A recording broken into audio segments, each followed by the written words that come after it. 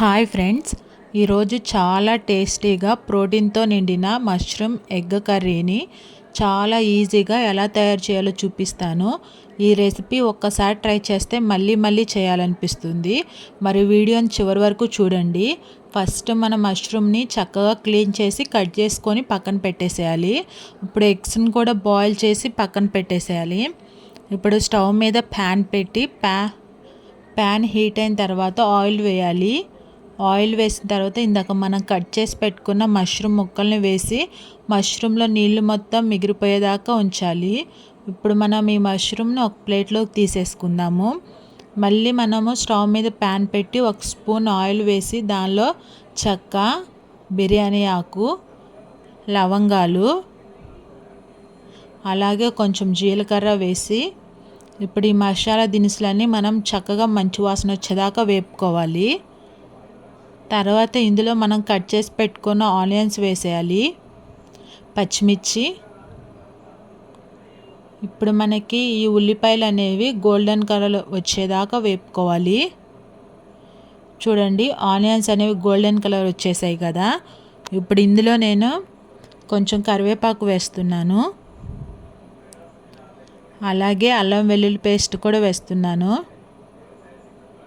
ఇప్పుడు ఈ అల్లం వెల్లుల్లి పేస్ట్ అనేది పచ్చివాసన పోయేదాకా వేపుకోవాలి. ఇప్పుడు మనము గ్రేవీ కోసం మసాలా పడదాము.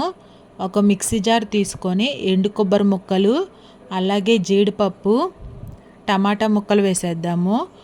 ఇప్పుడు మనం మెత్తని పేస్ట్ అల్లి మిక్సీ పట్టుకోవాలి. చూడండి, ఇప్పుడు మనము ఆనియన్స్లో ఈ పేస్ట్ని వేసేద్దాము.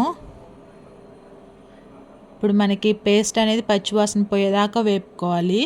ఇందులో నేను ఉప్పు, కారం, పసుపు ఒకసారి మొత్తము చక్కగా కలిపేసుకుందాము.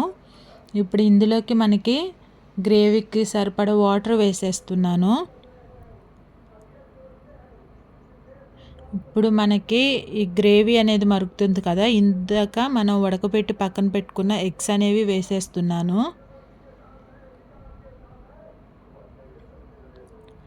అలాగే మష్రూమ్లు కూడా వేసేద్దాం.